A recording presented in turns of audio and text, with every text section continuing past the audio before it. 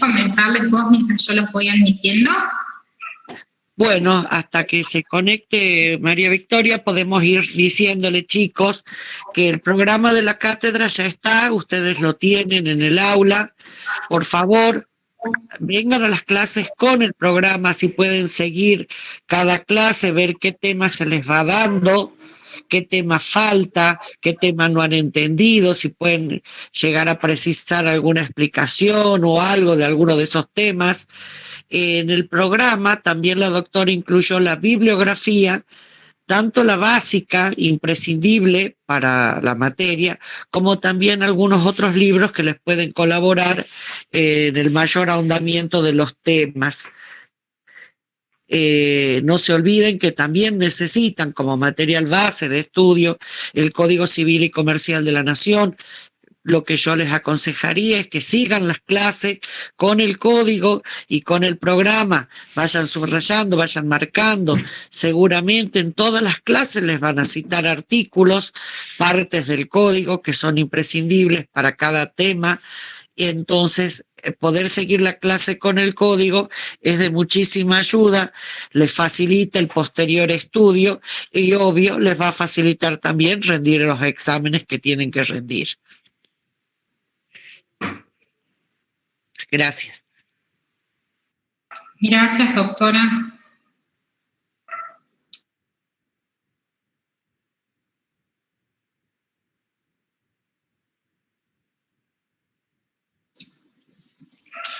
Asimismo, les comento, mientras esperamos a la doctora Victoria, que en cada presentación también cada profesor va más allá de la bibliografía que consta en el programa, que muy bien recomendó la doctora. Cada profesor muchas veces en su presentación va a ir agregando qué documentación, qué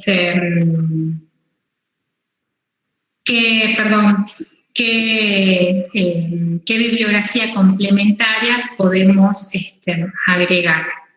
Acá justo me está escribiendo la doctora Victoria, por eso me distraje. Vamos a ver cuál es el inconveniente que ella tiene para poder ingresar, que solo admite 100 integrantes. Exactamente, Ramiro, es lo mismo que me dice la doctora, y que parece que no la deje ingresar. A ver.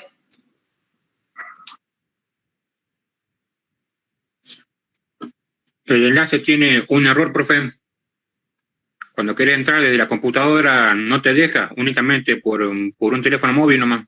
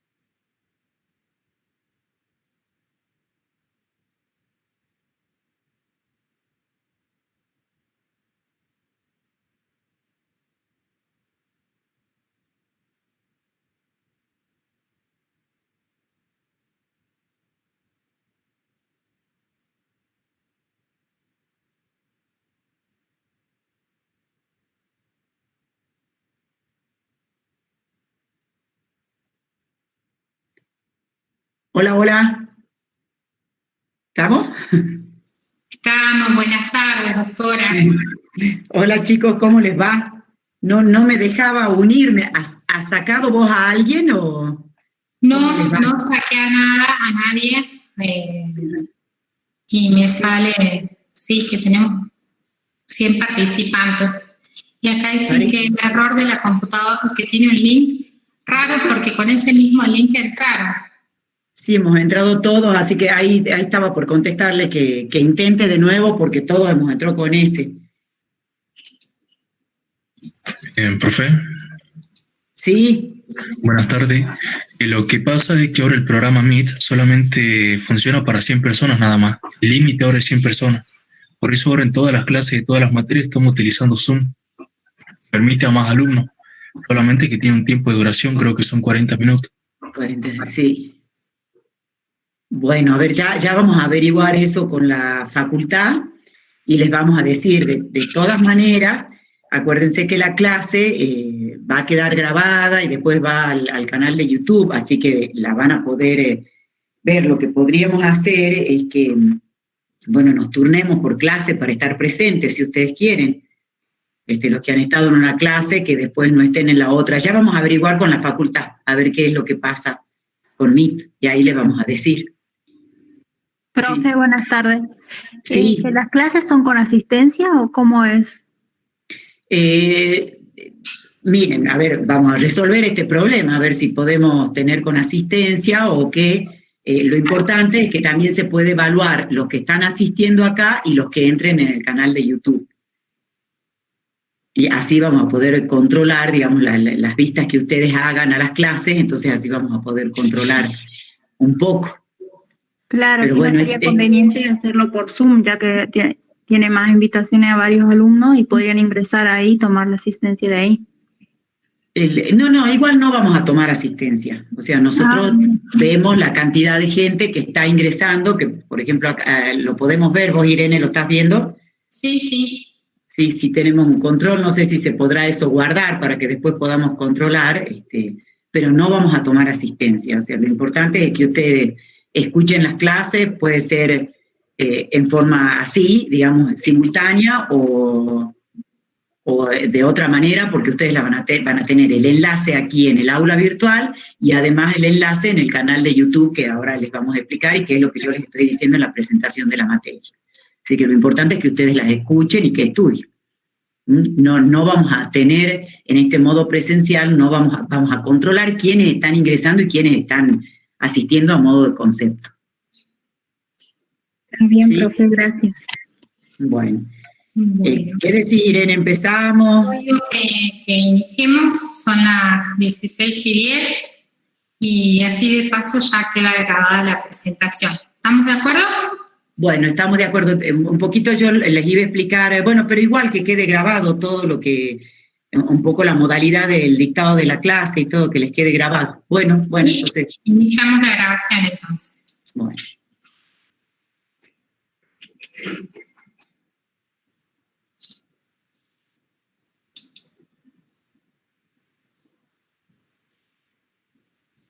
¿Listo?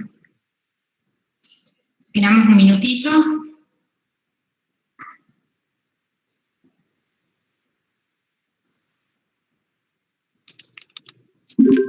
Listo. Bueno, chicos, ¿cómo les va? Con esta clase vamos a dar comienzo al ciclo virtual nuevamente de la materia de Derecho Privado. Estamos presentes, creo, todos los profesores, Irene. No sé, la profesora que está dirigiendo y que está coordinando la reunión es la profesora Irene Rojo Brizuela. Después también le he visto a la doctora Sala Soler, María Esther Sala Soler, el doctor Marcos Montaldi, que no sé si está, y el doctor Mariano Zurueta. Juntamente conmigo, que soy la profesora adjunta a cargo de la cátedra, somos los 5 profesores, digamos, que vamos a desarrollar este ciclo de clase virtual y somos los profesores de la materia de Derecho Privado. Bueno, hasta el momento lo que vamos teniendo de cierto es de alguna manera lo que yo les dije en la presentación de la materia la semana pasada. Ustedes acuérdense de leer todo lo que nosotros les ponemos en el aula virtual para que no les queden cosas afuera. ¿Sí? En esa presentación, un poquito yo les explico qué es el derecho privado, reduzco, digamos, hoy vamos a profundizar mucho más ese tema, pero más o menos como para que a ustedes les quede claro qué es lo que vamos a estudiar acá, que es el derecho privado. Lo que sí trato de explicarles ahí es un poco el programa, que el programa les voy a hacer algunas modificaciones que lo iba a hacer este fin de semana, pero me olvidé que al pasarlo de otro programa que yo lo tenía, se han borrado algunas cositas en las primeras unidades. Eso ya lo voy a arreglar y se los voy a volver a subir. En lo sustancial es el mismo programa, nada más que hay algunos conceptos que se borraron y que los profesores me hicieron ver y que eso lo vamos se los voy a modificar y se los voy a volver a subir. Es el programa para este ciclo virtual que vamos a dictar. Todavía no sabemos bien si se van a poder dar las clases de los trabajos prácticos, de las actividades prácticas, de alguna manera presencial. Si eso lo podemos hacer, vamos a tratar de que algunas actividades, de que esas actividades, por lo menos una clase presencial, tengan. Si se puede hacer, va a depender de cómo vaya la situación epidemiológica, cómo vamos viviendo. Y sí les queremos decir, que es lo que yo les estaba hablando un poquito recién que le contesté a Mayra, es que nosotros tenemos un canal de YouTube, que ya lo implementamos el año pasado. Ahí en la presentación yo les indico el link, les indico cómo se llama el canal, y en ese canal están las clases que dictamos el año pasado y vamos a incorporar las clases que dictemos este año. La modalidad de dictado, para que podamos abarcar todos los temas y para que hagamos uso de las bondades, digamos, y de lo positivo que tiene la virtualidad, es que ciertas clases, que las clases que están ahí, las vamos a dar por dadas, digamos, ya las tienen ahí en el canal de YouTube, y lo que nosotros vamos a ir haciendo es profundizar en temas que no hemos podido profundizar el año pasado por lo que era este dictado de clases tan excepcional y meteórico que lo tuvimos que hacer en 9 semanas. Entonces se van a profundizar, por eso es que ustedes tienen que ver las dos clases, o sea, del tema. Nosotros les vamos a decir, miren, la clase esta se llama de tal manera y esta es la clase complementaria a la que damos aquí, ¿sí? Entonces, el desarrollo del ciclo va a ser con las clases que ya tenemos en el canal YouTube y las otras que subamos y que demos en este ciclo, ¿entienden? O sea que van a ver los temas, el tema total desarrollado va a estar en las clases que tenemos dictadas y en las complementarias que demos este año. De esta primera parte, que es desde la unidad 1 a la 4, no tenemos dictadas, no hay clases, por eso es que las vamos a dictar en este ciclo, ¿sí? Eso que les quede claro, de estas primeras 4 unidades no hay ninguna clase dictada en el canal de YouTube. Sí había en el aula virtual, pero al resetearla se nos fueron los enlaces de las clases. Entonces, por eso las vamos a dictar ahora y se van a incorporar al canal de YouTube. En cuanto a los trabajos prácticos, estos, digamos, los trabajos que yo les di ahora de las películas, esos son trabajos introductorios, que he visto que muchos han subido al aula, al foro que abrí para eso. Faltan algunos, vamos a dar toda esta semana para que lo suban. La idea de esa actividad y de esos cuestionarios que nosotros les hemos hecho es para que ustedes vean esas 2 películas mirando con la finalidad de los cuestionarios que nosotros les hemos hecho.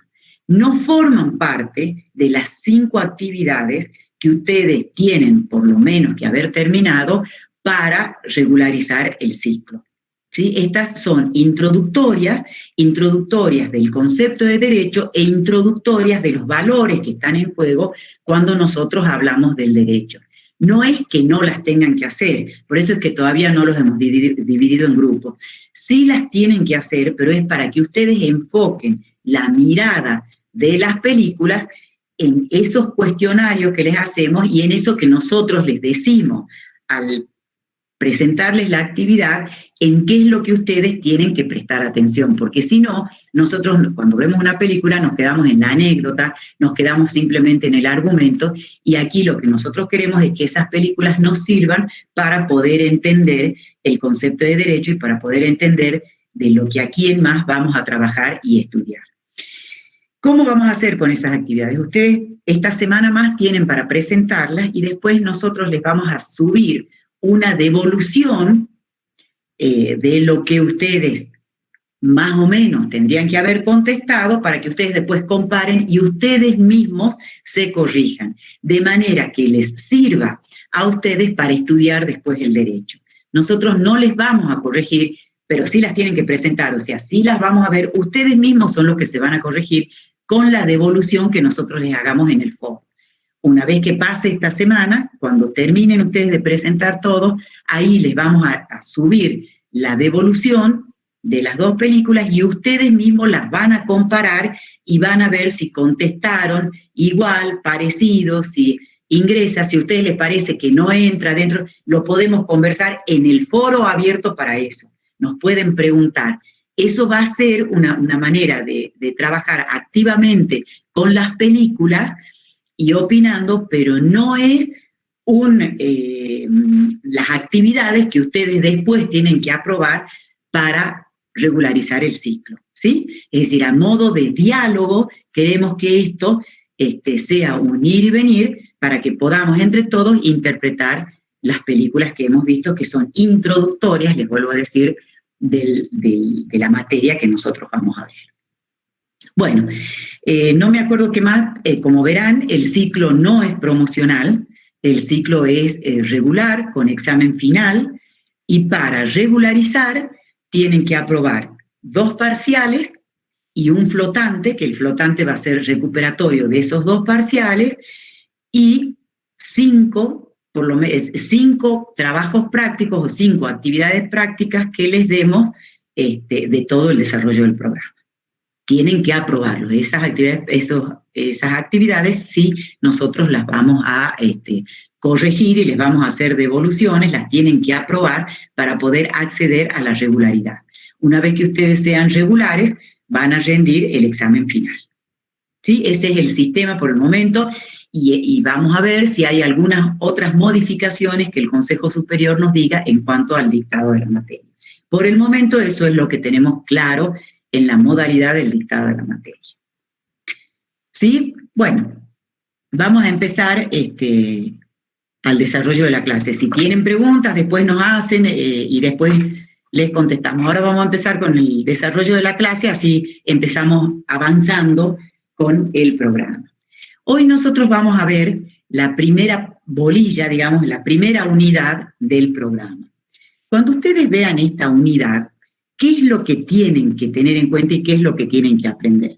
Tienen que aprender el concepto de derecho, o sea, son los ejes centrales sobre los que se mueve esta unidad, sobre el concepto de derecho, sobre el concepto de las fuentes del derecho y cuáles son las fuentes del derecho, y sobre la importancia de la costumbre, con lo cual vamos a abarcar la cultura y el papel que juega la cultura en el derecho. ¿Sí? Este es una unidad introductoria del derecho de la cual ustedes tienen que aprender cuál es la materia que recae lo que ustedes van a estudiar durante todo este ciclo lectivo. Es decir, ¿a qué vienen? ¿Qué es lo que ustedes vienen a estudiar en este ciclo lectivo? Para eso tienen que entender qué es el derecho, cuáles son las fuentes del derecho y cuál es el papel de la costumbre y la cultura en el derecho. ¿Sí? Bueno, cuando nosotros hablamos de qué es el derecho, es decir, si nosotros no queremos hablar del concepto del derecho, la pregunta que nos estamos haciendo es ¿qué es el derecho? Es decir, ¿de qué hablamos cuando hablamos del derecho? Ustedes tienen que partir siempre de la idea de que en el derecho, y como en muchas ciencias, hay términos que son multívocos o unívocos. ¿Cuáles son esos términos? Son términos que se dicen igual, que se nombran igual, pero que según el contexto en el que nosotros lo usemos, tienen distintos significados. Bueno, la palabra derecho es uno de esos términos. Digamos, la ciencia del derecho tiene muchos de esos términos, pero fundamentalmente la palabra del derecho es un término unívoco. Va a depender del contexto en el cual nosotros nos estamos moviendo para poder entender cuál es el significado que nosotros le estamos dando a la palabra derecho. En un primer significado, nosotros nos vamos a referir, cuando nos preguntamos ¿qué es el derecho? En un primer significado que nosotros lo vamos a tratar aquí, es el derecho como ciencia, el derecho como derecho objetivo. La primera respuesta que nosotros nos tenemos que dar cuando hablamos del derecho es saber que el derecho forma parte de la problemática de la vida humana. Es decir, ocupa un lugar o un espacio en la problemática de la vida humana.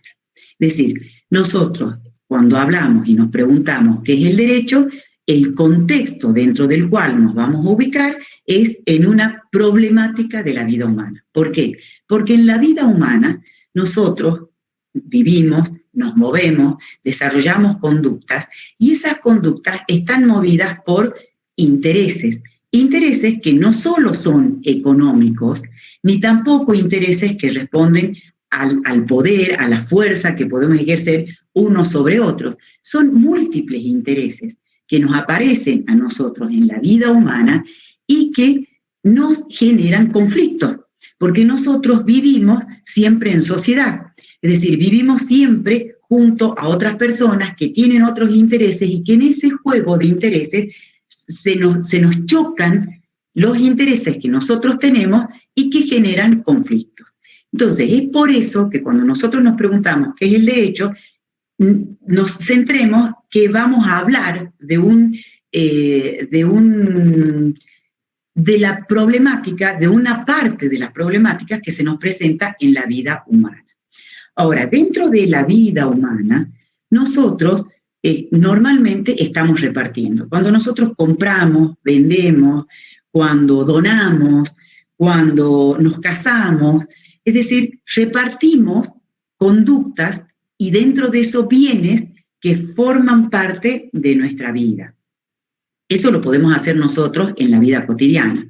También hay funcionarios que forman parte del Estado que reparten.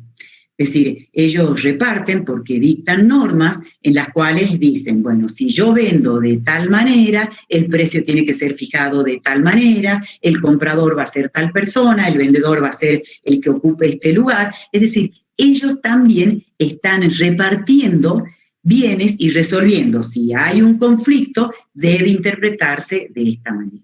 ¿Sí? Todos estamos repartiendo bienes, o como nosotros, personas que vivimos en la sociedad, o nosotros como funcionarios que repartimos, que son los jueces, podemos ser eventualmente los abogados, los contadores, los administradores, un intendente, es decir, todos aquellos funcionarios que formamos parte del Estado, cuando nosotros dictamos normas, estamos también repartiendo bienes.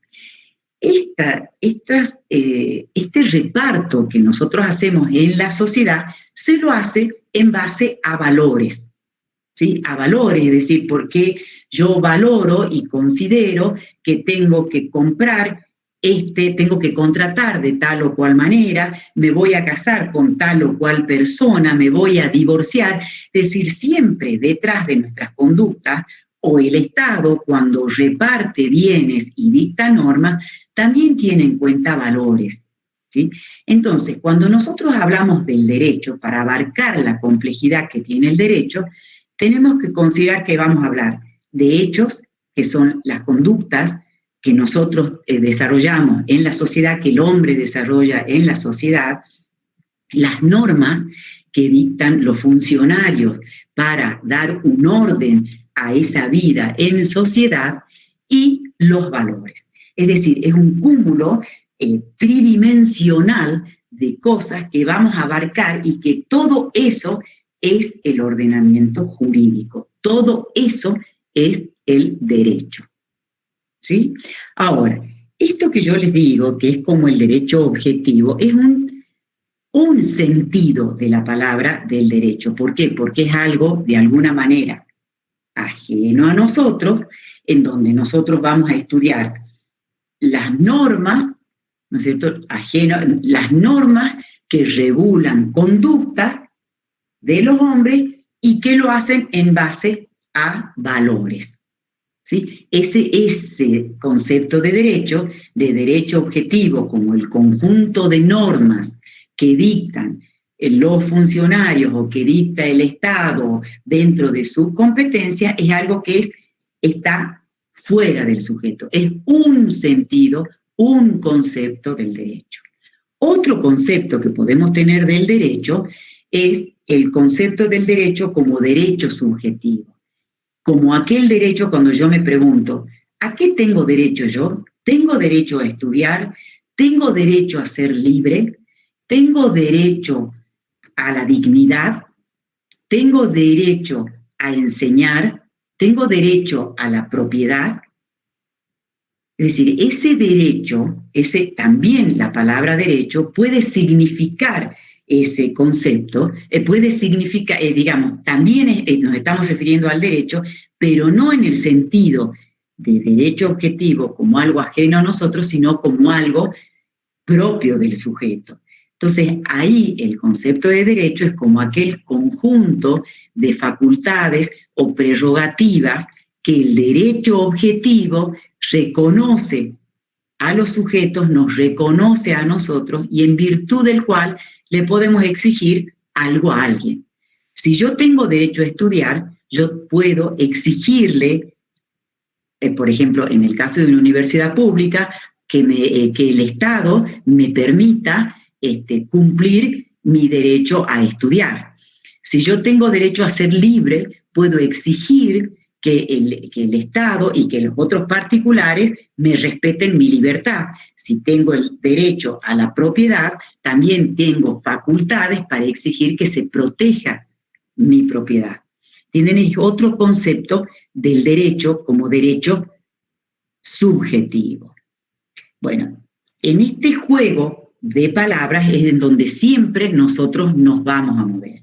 Volviendo al concepto de derecho objetivo, ustedes van a ver cuando estudien, van a encontrar muchos conceptos del derecho objetivo, porque tal vez ustedes, cuando vinieron acá a esta primera clase, estaban pensando, bueno, ¿yo a qué voy a estudiar? Voy a estudiar la ley. Y muchos identifican a la ley escrita. Fíjense que el derecho existió en la historia de la humanidad mucho antes de que exista la ley escrita. La ley escrita existe cuando ya existe el Estado moderno, el Estado organizado como nosotros lo vemos hoy.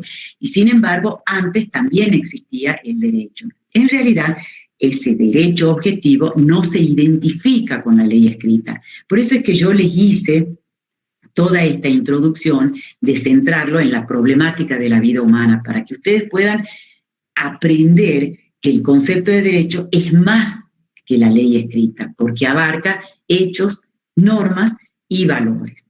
Las películas que les hemos hecho ver precisamente es para que ustedes vean en esos dos supuestos, en una película antigua, digamos, en una película de época y en una película moderna, para que ustedes vean, en primer lugar, en esas películas está centrado el concepto del derecho en la problemática de la vida humana, en cada uno de los contextos.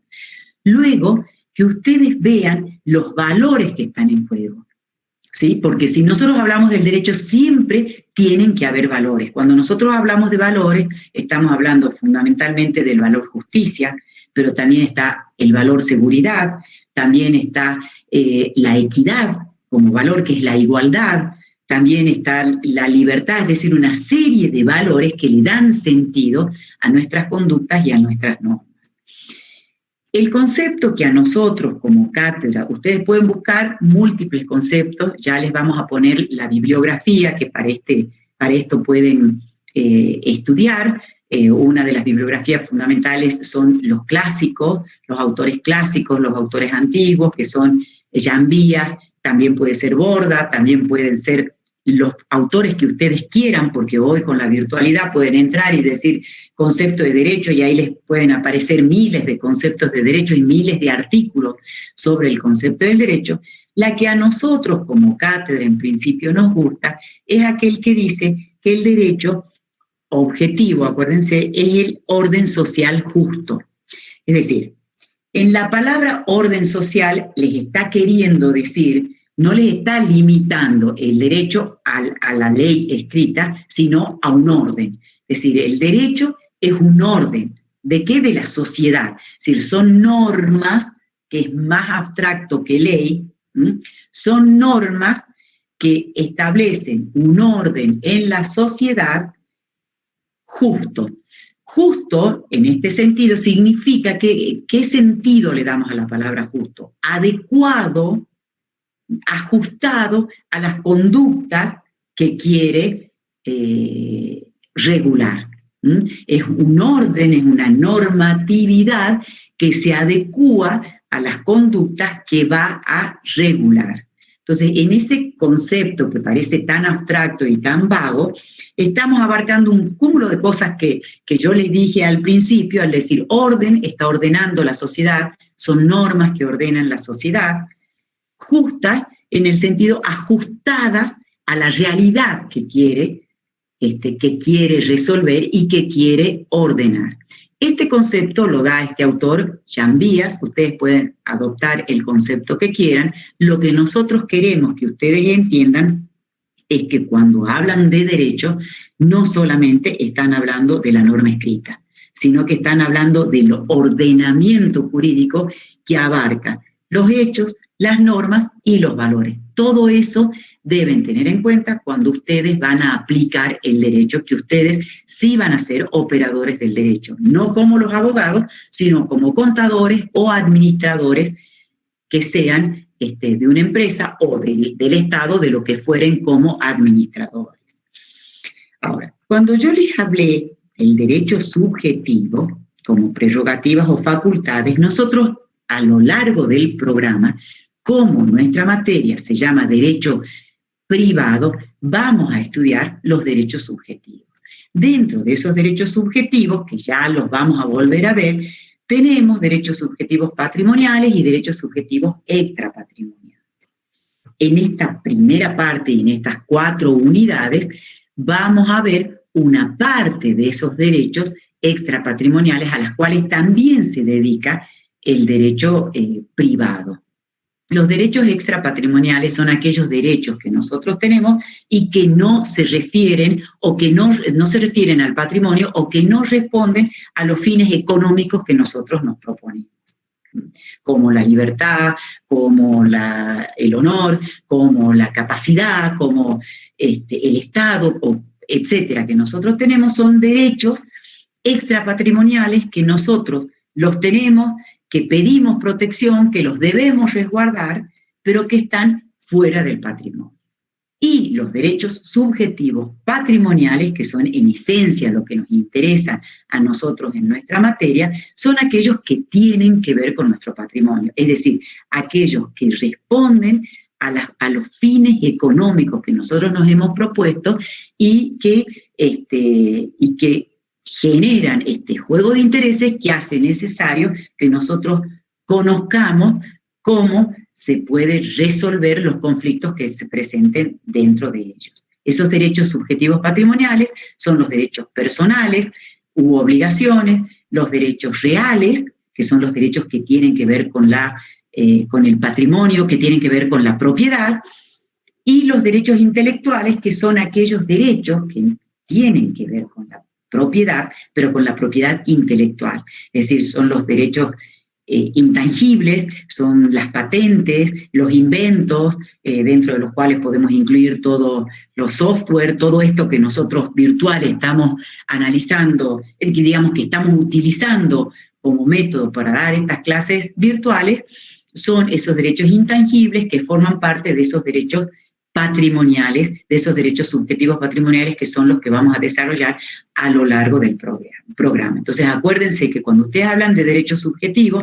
además de dar el concepto como estas prerrogativas o facultades que el derecho objetivo le reconoce a la persona humana, a nosotros, a los individuos, y en virtud de los cuales podemos exigir algo a alguien, ¿sí? Son los derechos subjetivos patrimoniales, son los derechos personales, que son el derecho de obligación, las obligaciones, los contratos, los derechos reales, que son los derechos que tienen que ver con la propiedad material de las cosas, y los derechos intelectuales, que son los que tienen que ver con los inventos, con las patentes, etc. ¿Sí? Otro concepto que nosotros tenemos que saber cuando hablamos del derecho, otro concepto es ¿a qué nos referimos cuando hablamos del derecho positivo y del derecho vigente? Cuando nosotros hablamos del derecho vigente, ¿sí?, nos estamos refiriendo al derecho que rige en un momento y en un lugar determinado. Es decir, el derecho que está rigiendo en estos momentos. Eso es el derecho vigente, que rige en un momento y en un lugar determinado, ¿sí? El derecho positivo es lo mismo. El derecho positivo de un Estado es el derecho vigente que tiene el Estado. ¿Cuál sería la oposición a estos conceptos? El derecho positivo se lo denomina así por oposición al derecho natural. Es decir, antes, en la historia del derecho, se consideraba que existía un derecho que era inmutable, un derecho que era válido para todos los tiempos y en todos los lugares, que siempre subyacía y estaba presente, ¿sí? Ese era el derecho natural. Por ejemplo, se creía que la propiedad individual formaba parte del derecho natural, que el matrimonio de mujer y de hombre formaba parte del derecho natural,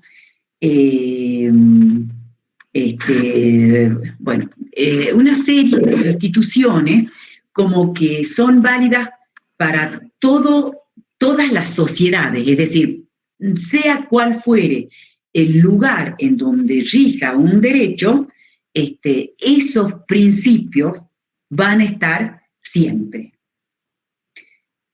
Por eso es que se puso como oposición a ese derecho natural el derecho positivo, como un derecho puesto, el derecho puesto en un lugar y en un tiempo determinado, ¿sí? O sea, el derecho que está vigente en un tiempo determinado, ese es el derecho positivo por oposición a ese derecho natural, que son instituciones que perduran y que son universalmente válidas para todas las sociedades. Bueno, estos conceptos hoy están muy discutidos. ¿Por qué? Porque el derecho fundamentalmente es mutable. Es decir, el derecho, como es un producto de la sociedad, como es una construcción social de la sociedad, como el derecho es cultural, ¿sí?, es un producto cultural de la sociedad, o sea que lo creamos nosotros los hombres, es esencialmente mutable. Es decir, esencialmente flexible. Nosotros constantemente estamos modificando nuestro orden social. No está más que ver lo que estamos viviendo ahora. Nosotros desde el año pasado estamos viviendo una flexibilidad en las normas y en el orden social que tenemos, que un día nos rige una cosa, otro día nos rige otra. ¿Producto de qué? Producto de una situación extraordinaria a nosotros que nos vino por un virus, por algo que nos trajo la naturaleza, que invisible a nosotros, en donde nosotros mismos somos el enemigo del otro. Es decir, si nosotros estamos contagiados, se lo llevamos a nuestro amigo, a nuestro compañero, a nuestro hijo, a nuestros padres. Es decir, algo tan extraordinario que nos sucedió en los hechos, que además nosotros creíamos que eso no nos iba a suceder nunca más, porque lo habíamos estudiado las pestes en la Edad Media, pero creíamos que eso no aparecía más, y sin embargo hoy, en la vida moderna, con la tecnología que tenemos, apareció esto que desorbitó a la humanidad y que nos está modificando todo el orden social que nosotros estamos viviendo, inclusive lo que consideramos justo, lo que consideramos con un sentido de justicia, y toda una serie de valores que nosotros teníamos y que creíamos que ya estaban como de alguna manera inmutables, que sin embargo hoy se nos están modificando y todo se nos está relativizando. Entonces, otra cuestión que ustedes deben entender cuando hablen del derecho y hablen del derecho vigente y del derecho positivo de un Estado, sepan que el derecho es esencialmente flexible. Hay un autor que dice, el derecho en cuanto a acontecimiento o serie de acontecimientos participa del devenir del universo, ¿sí? Como nosotros constantemente cambiamos de vida, como constantemente cambiamos nuestras conductas, el derecho también cambia, el derecho también muta. Entonces, cuando vamos a interpretar el ordenamiento jurídico, cuando vamos a interpretar los hechos, cuando vamos a interpretar una norma, tenemos que ser flexibles y abiertos en la interpretación, porque se tiene que ajustar a la conducta que en ese momento nosotros vamos a interpretar. Es decir, ustedes tienen que ver cuál es el derecho vigente, si esa norma que ustedes van a aplicar está vigente, es decir, rige en ese momento y en ese lugar determinado, y además que se ajuste de acuerdo a los valores que tenga en juego ese sistema, ese subsistema de esa norma, que tenga en juego para regular la conducta que ustedes están por analizar.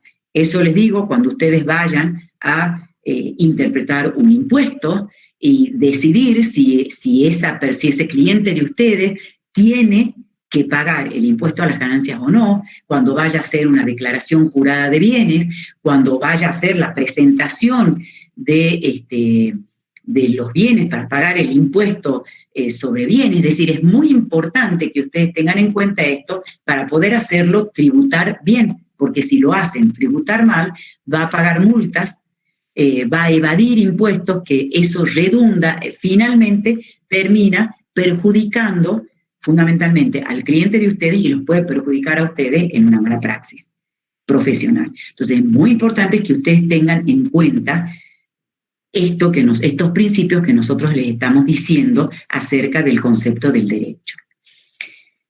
Bueno, cuando yo ahora vamos a entrar, yo les dije que en esta primera unidad ustedes tenían que entender qué era el derecho, después cuáles eran las fuentes del derecho y la importancia que tenía la costumbre y la cultura en el derecho. Para hablar de las fuentes del derecho y de la costumbre, vamos a entrar, a ver si puedo, porque acá hemos perdido un poquito la cancha, pero quiero entrarles al título preliminar del Código Civil, que yo ya se los puse para que ustedes analicen las películas, pero que vamos desde ahí, vamos a analizar la segunda y la tercera parte de esta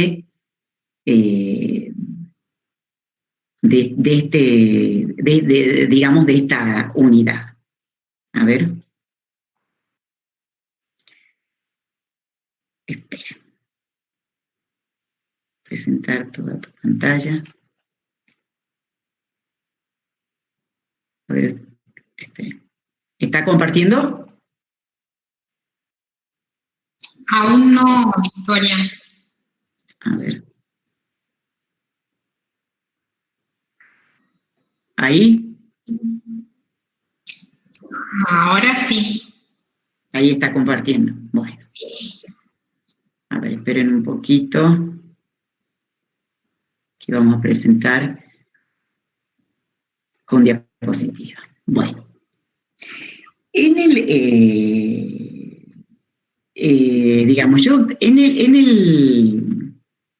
artículo primero del título preliminar del Código Civil, el artículo primero les dice, lo titula Fuentes y Aplicación. Y les dice que los casos que este código rige, ahí está la palabra regular, quiere decir que eso es derecho vigente, Los casos que este código rige deben ser resueltos según las leyes que resulten aplicables, conforme con la Constitución Nacional y los tratados de derechos humanos en los que la República sea parte. ¿Sí? En esa primera parte de ese artículo, les está diciendo cuáles son las fuentes del derecho. Por eso se llama fuentes y aplicación. Cuando nosotros hablamos de las fuentes del derecho, nos estamos refiriendo no al origen histórico del derecho, sino a los modos de expresión del derecho. Es decir, cuando nosotros vemos el derecho. ¿Sí? Es decir, ¿dónde se expresa el derecho? Entonces aquí les dicen, en las leyes que resulten aplicables conforme con la Constitución Nacional y los derechos humanos. Entonces, las primeras fuentes del derecho que ustedes tienen son la ley, la Constitución Nacional y los tratados de derechos humanos en los que la República sea parte. ¿Sí? Aquí les pone los tratados de los derechos humanos en los que la República sea parte al mismo nivel de jerarquía de la Constitución Nacional. Eso es muy importante porque cuando ustedes interpreten una ley, tienen que tener en cuenta lo que dice la Constitución Nacional y además lo que dicen los tratados de derechos humanos en los que la República sea parte. Esas son las primeras grandes fuentes.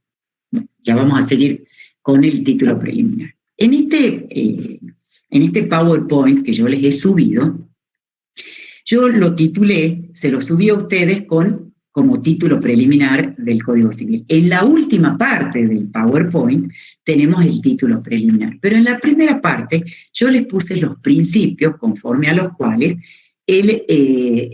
o los fundamentos que se tuvieron en cuenta para dictar y reformar el Código Civil que teníamos nosotros desde 1870, con las reformas que se le hicieron en el año 68, pero ¿cuáles eran los fundamentos? Porque es muy importante, uno, entender los fundamentos que tuvo el legislador para dictar las leyes, para así poder entender la finalidad que tuvo en cuenta en esa ley y a partir de ahí podemos analizar los hechos, los valores y la norma.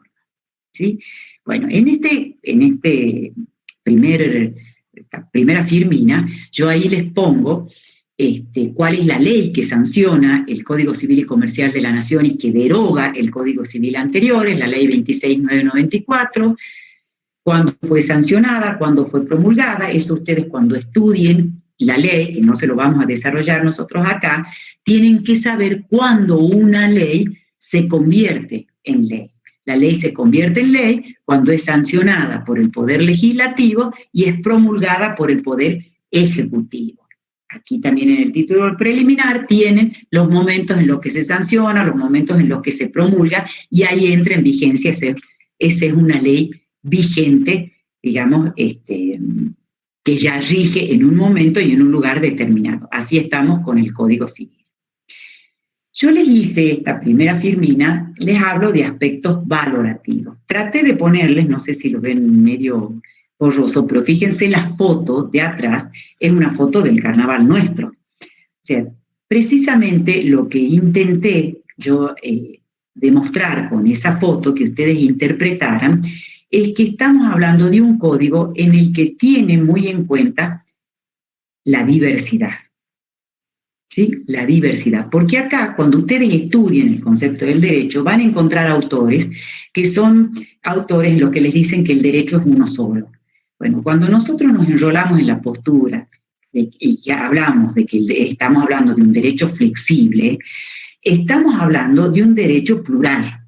Es decir, un derecho en el que no es uno solo, que va a depender de los hechos y va a depender del contexto y de los valores que tengamos en cuenta.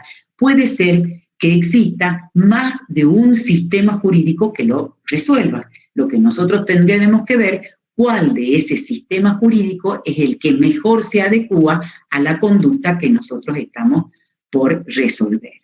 Entonces, este código parte de esa idea, parte de una idea en donde el derecho no es único, sino que el derecho es plural. es lo que se llama el pluralismo jurídico. Estamos frente a un derecho plural. Pueden haber más sistemas o puede haber más de un sistema normativo que lo resuelva. Por eso es que esta primera parte del artículo 1 del título preliminar les dice, los casos que este código rige deben ser resueltos según las leyes que resulten aplicables conforme la Constitución Nacional y los tratados de derechos humanos en los que la República sea parte.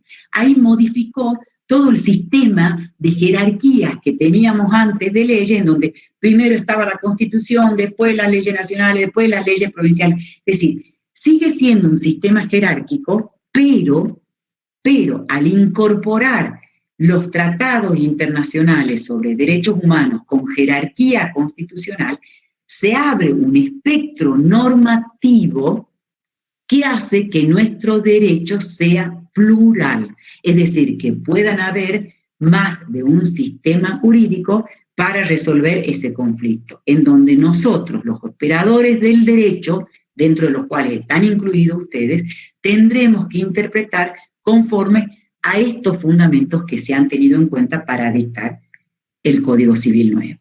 ¿Sí? Entonces ahí les pongo que es un código con identidad latinoamericana porque ha tenido en cuenta las fuentes latinoamericanas, es un código que tiene en cuenta la constitucionalización del derecho privado. ¿Qué significa esto? Al decir esta primera parte del artículo, significa que la Constitución Nacional directamente, sin necesidad de que que se dicte una ley del Congreso, directamente la Constitución Nacional puede regir derechos subjetivos, puede regir derechos privados, derechos que se refieren al derecho privado. ¿Por qué? Porque hay algo que tampoco no les dije, que yo por sintetizar me estoy olvidando. Cuando nosotros hablamos del derecho objetivo, ¿sí? El derecho como algo que está fuera de nosotros, el derecho que no son estos derechos subjetivos de los cuales yo les venía hablando, hay una subclasificación que es el derecho público y el derecho privado. ¿Sí? Ustedes acá están hablando del derecho, nuestra materia se llama derecho privado, pero también hay un derecho público. El derecho público es aquel conjunto, aquel ordenamiento que regula las normas en las que el Estado aparece con su imperio.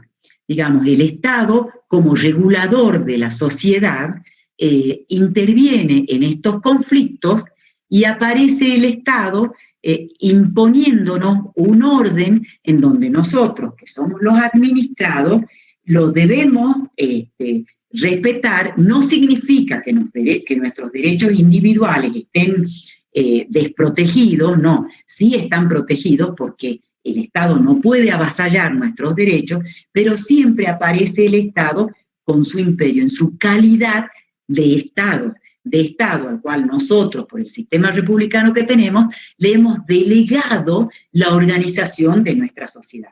Eso quiere decir el Estado con su imperio.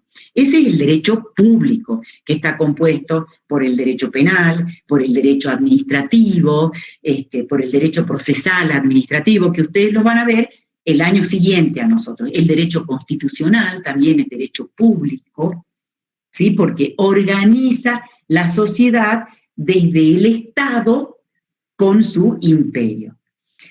El derecho privado no. Es como yo les ponía en la portada de la clase, digamos, del aula virtual.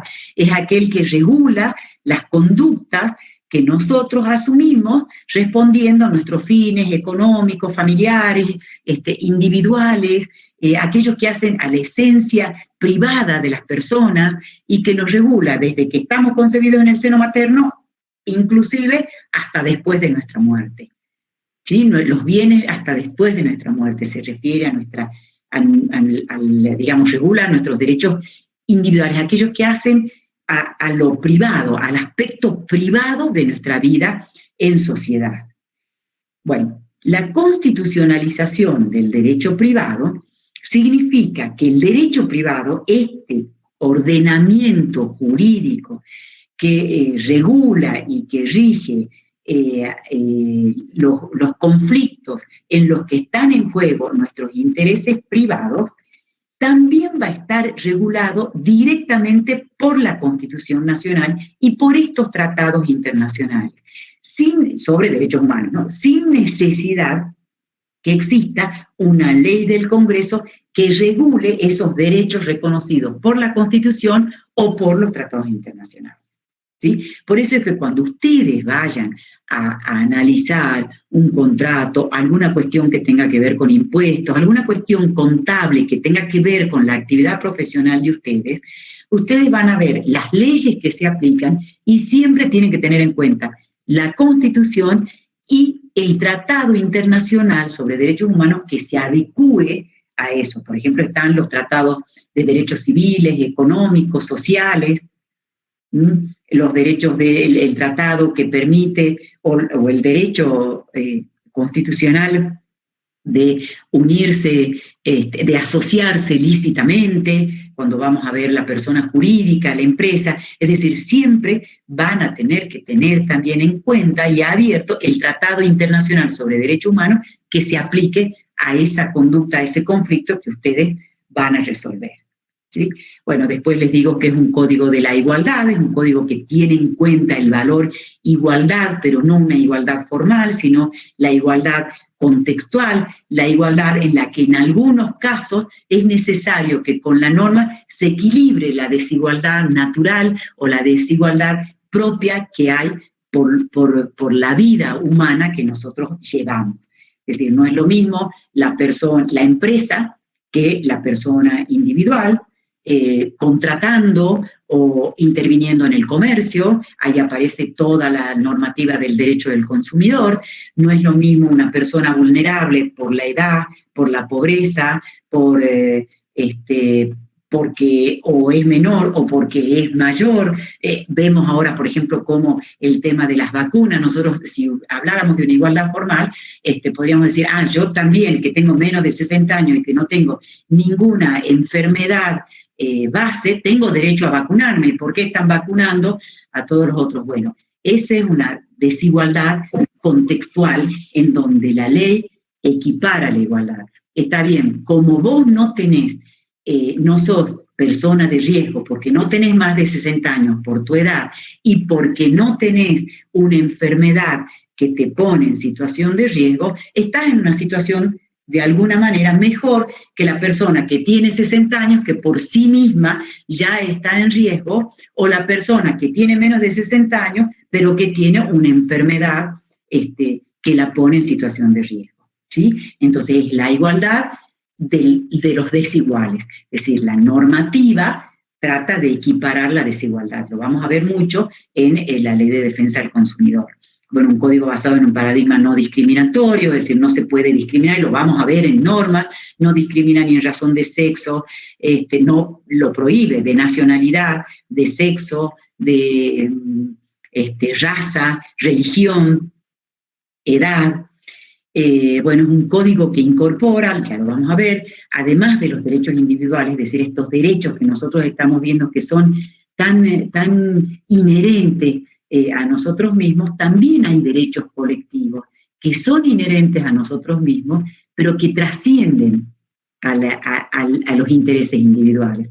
Lo estamos viendo. Hoy el derecho a la salud, lo estamos viviendo. Es decir, no solo cada uno de nosotros tenemos derecho a la salud, sino que es un derecho colectivo que le interesa a la sociedad toda. Por eso tenemos que ser responsables, por eso tenemos que cuidarnos, seamos o no personas de riesgo, seamos jóvenes, seamos viejos, tenemos que cuidarnos porque si nosotros aumentamos el contagio, generamos para toda la sociedad un daño que lo viven peor quienes son más grandes o quienes tienen esas enfermedades mórbicas.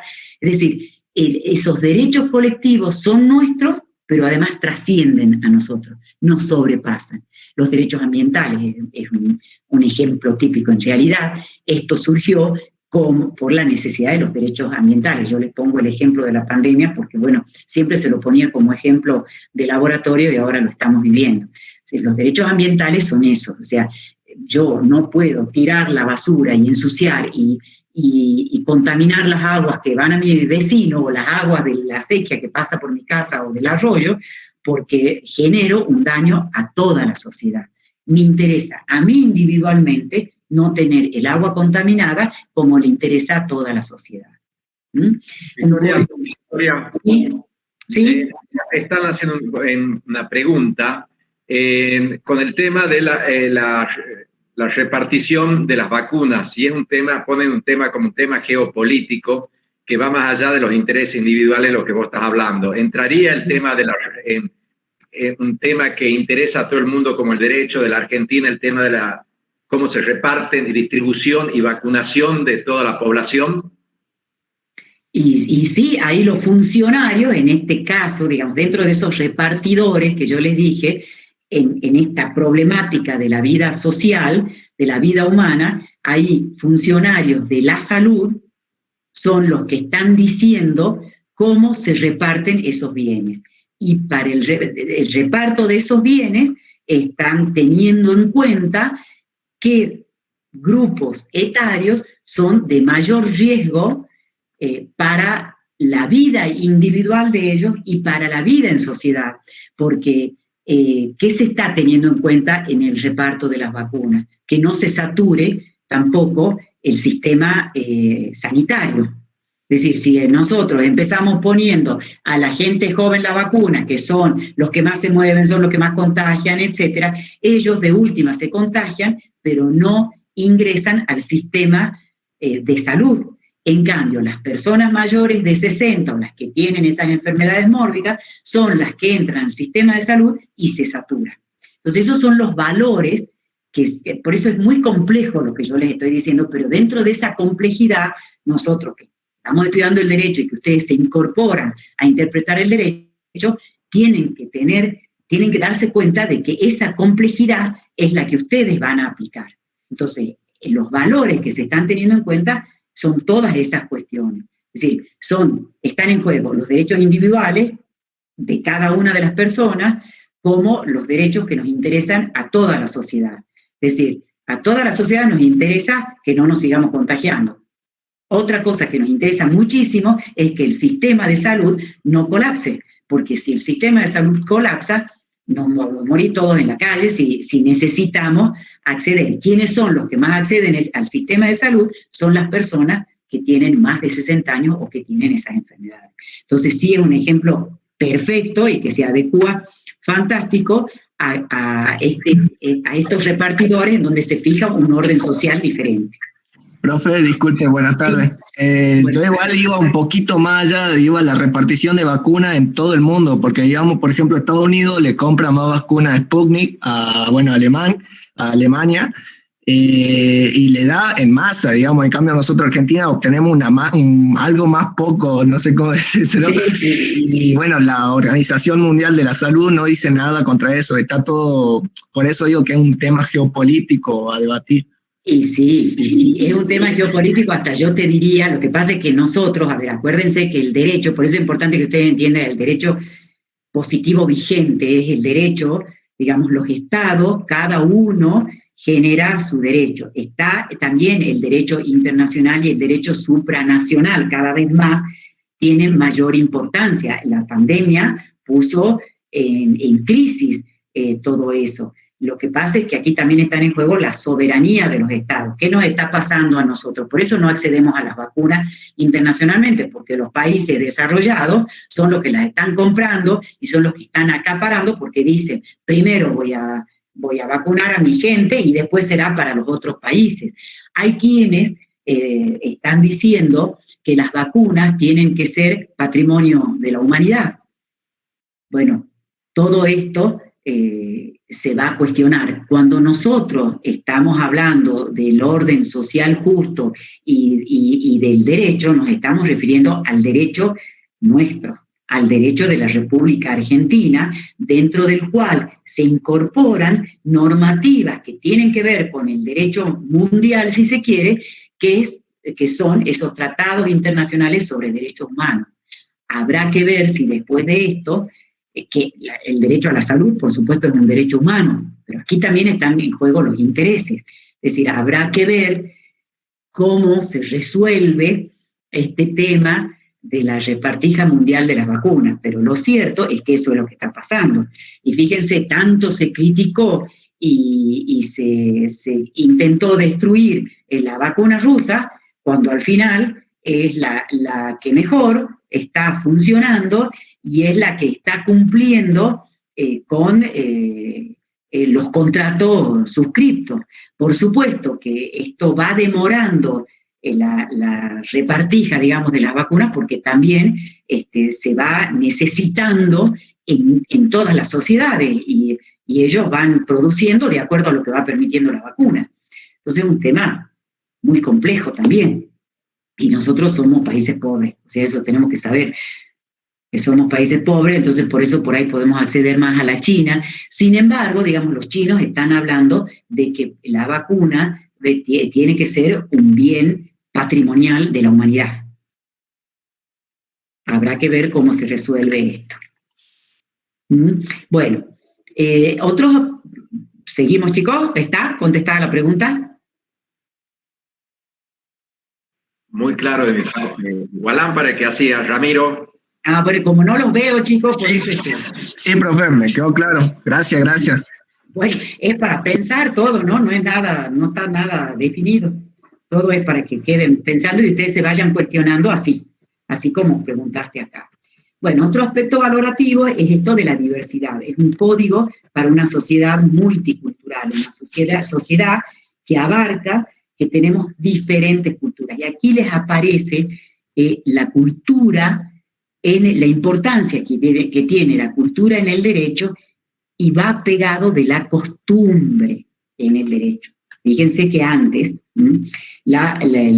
digamos, cuando en los comienzos del derecho, de la historia del derecho, lo que era derecho era la costumbre, es decir, aquello era la norma no escrita, es decir, aquello que una sociedad consideraba válido y que lo debía cumplir.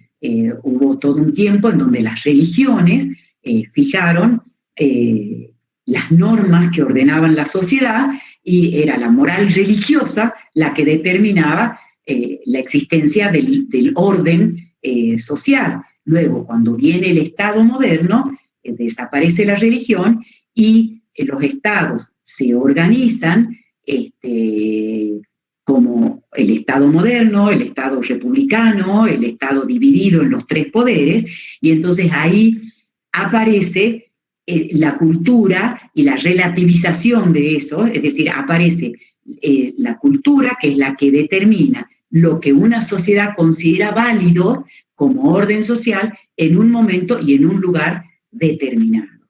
Bueno, y esta idea filosófica llegó a un exceso en el racionalismo, en donde los estados consideraron que solo tenían una sola cultura. La cultura hegemónica era la única cultura que regía y por lo tanto el derecho también era uno solo. Bueno, esto ya hace rato que lo vienen cuestionando los estados, porque la globalización en el mundo lo puso, digamos, en crisis. Esto de que empezamos a globalizar todo, a vivir en el mundo, digamos, como si todos viviéramos lo mismo, en donde todos los contratos deben ser iguales, en donde todos somos iguales, y la verdad es que no somos iguales. Entonces la globalización puso en crisis los regionalismos, las diferentes culturas que hay en los diferentes estados, y a su vez dentro de los estados también las diferentes culturas existentes. Entonces, ¿cómo nosotros resolvemos conductas humanas que se asumen y se dirigen de acuerdo a la cultura que las personas tengamos? Y cuando nosotros hablamos de cultura, estamos hablando de un conjunto de pensamientos, de percepciones, de modos de vivir y de ser que un grupo de personas considera adecuado para el mejor logro de sus fines. Es decir, digamos, nosotros, por ejemplo, está la cultura occidental. La cultura occidental tiene ciertos paradigmas que se funda, por ejemplo, en las conductas que impone la religión católica. Habrá que ver después si es el protestantismo o la religión católica apostólica romana, tiene ciertos paradigmas como la propiedad individual, los derechos individuales, etcétera, la libertad, los principios que vienen de la Revolución Francesa, es decir, esa es la cultura occidental. Las culturas orientales tienen otros paradigmas, las culturas musulmanas, las culturas chinas, japonesas, es decir, responden a otros principios y a otros paradigmas. Nosotros, dentro de nuestra sociedad, tenemos distintas culturas, y esto es muy importante del Código Civil, que ya estaba previsto en la Constitución, en donde se reconoció que existían las culturas indígenas. En el Código Civil anterior que nosotros teníamos, la cultura hegemónica era solo la cultura occidental y que provenía de la religión católica. La cultura indígena solo estaba prevista en la Constitución Nacional, pero que había que evangelizarlos y asimilarlos a la cultura hegemónica. Por eso teníamos un sistema único de derecho y un sistema único cultural. Hoy, desde la Constitución Nacional, que ya se modificó en el año 94, y ahora con el Código Civil, se considera una sociedad multicultural, una sociedad en la que conviven diferentes culturas y en particular la cultura indígena. El Código fundamentalmente lo tiene en cuenta esto en la reglamentación del derecho de familia, es decir, que hay diferentes formas de familia que provienen de esa diversidad cultural, y también en el reconocimiento de la propiedad comunitaria de los pueblos originarios. Entonces, este es un principio también muy importante, pero que puede aparecer fíjense que particularmente la Argentina es un estado compuesto de muchísimas culturas, porque si bien por un lado tenemos las culturas más propias de acá, que son los pueblos originarios, también están todos los inmigrantes que vinieron y que formaron este estado, y que en muchos casos, nosotros aquí no lo vemos tanto, pero sí se ve en la provincia de Buenos Aires, en Córdoba, Santa Fe, es decir, en el centro del país, comunidades que mantuvieron las culturas del lugar de donde eran y que se asimilaron muy poco a la cultura hegemónica argentina. Bueno, puede ser que eso lleve a alguna manera ver de interpretar derechos que pidan protección, que tengan que ver por una forma de cultura diferente a la cultura hegemónica, o unas formas de familia, o unas formas de conductas humanas que tengan que ver con la cultura que ellos tienen. Entonces, por eso es muy importante tener en cuenta la importancia de la cultura en el derecho. En nuestro sistema, la costumbre, como representativa de una institución jurídica de la cultura, puede ser fuente del derecho, es decir, puede expresar el derecho, y si expresa el derecho es obligatorio aplicarla, en aquellos casos en que la ley le da la importancia de fuente del derecho. Cuando la ley se refiere a la costumbre y dice que en aquellos casos se regirá por la costumbre, ahí la costumbre es fuente del derecho. ¿Sí? Muchas veces lo vamos a ver en la regulación de los contratos, hay remisiones a las costumbres. En materia comercial hay mucha remisión a las costumbres. En materia de la propiedad comunitaria de los pueblos originarios, tenemos una vinculación directa a las costumbres ancestrales de estos pueblos, y ese sistema se regula por las costumbres ancestrales. Entonces, la costumbre también puede ser fuente del derecho, y a esto se refiere la última parte del artículo primero del título preliminar, cuando les dice, después de decirles cómo se interpretan las leyes conforme a la Constitución y los tratados de derechos humanos en los que la República sea parte, dice, a tal efecto se tendrá en cuenta la finalidad de la norma. Ahí les incluye los valores. Si yo tengo que saber cuál es la finalidad que tiene la norma al regular esa institución. Ahí entran los valores, y después les dice, los usos, prácticas y costumbres son vinculantes, es decir, quiere decir obligatorias, cuando las leyes o los interesados se refieren a ello o en situaciones no regladas legalmente, siempre que no sean contrarias a derecho. Entonces, nosotros, en aquellas situaciones en las que no están regladas por el derecho o en aquellas situaciones en que las partes se someten a las costumbres y dicen, por ejemplo, en el contrato, esto se regirá por el tipo de contrato que se utiliza normalmente en esta zona. Por ejemplo, los tabacaleros, a veces el precio del tabaco se lo fija en litros de nafta o de gasoil que se utiliza para tal cosa. Es decir, se acostumbra y entonces las mismas partes establecen que ese va a ser el precio del arriendo, por ejemplo. Entonces ahí hay una remisión de las partes. O la ley expresamente dice se regirá por lo que las costumbres del lugar lo dispongan. Entonces, en esos casos, la costumbre puede ser fuente del derecho. Por supuesto, les dice que no se opongan, que no sean contrarios a derecho. Bueno, habrá que ver qué estamos regulando y qué se puede considerar contrario al ordenamiento jurídico. Es decir, yo diría algo ya que se oponga a la dignidad de las personas, a la libertad, al honor. Es decir, estaríamos dentro de cuestiones que son contrarias al ordenamiento jurídico. Ahí habría que establecer.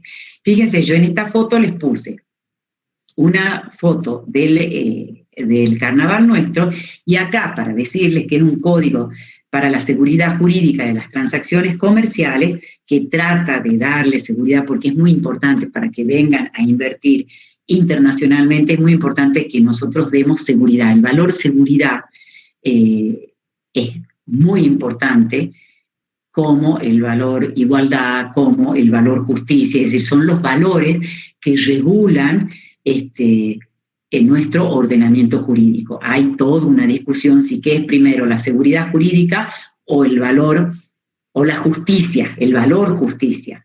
El valor justicia, acuérdense, cuando hablamos de justicia podemos estar hablando de la justicia institución como el valor justicia.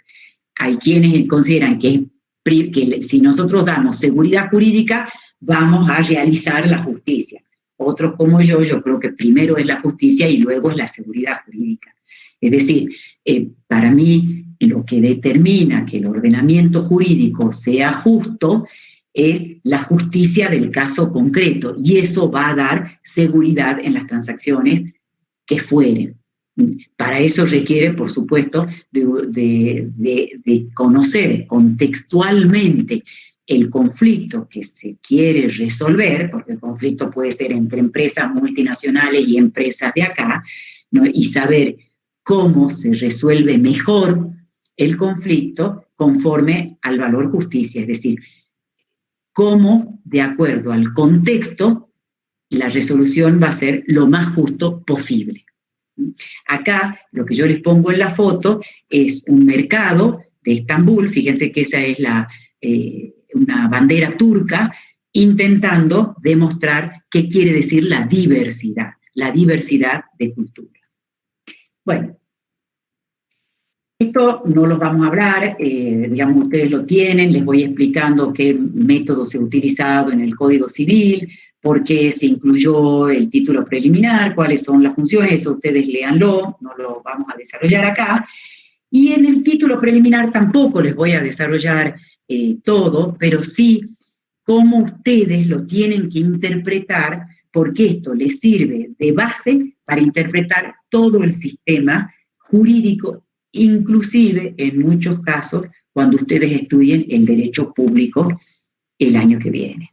Este título preliminar se compone de estos 4 puntos.